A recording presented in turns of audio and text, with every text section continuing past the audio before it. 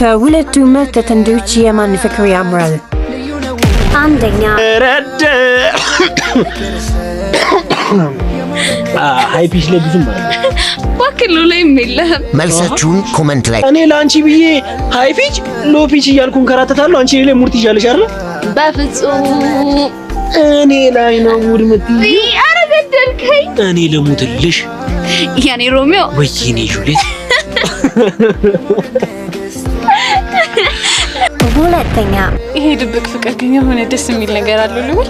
ወደሽ በጣም እንጂ አንተ እኔን ለማግኘት አልፈህ የምትመጣቸው ያ ሁሉ መሰናክሎች ብቻ ደስ እያሉኝ ነው።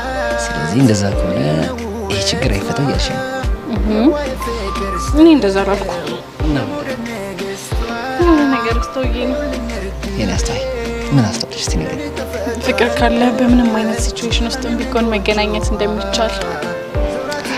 ልክ ነሽ የኔ ፍቅር።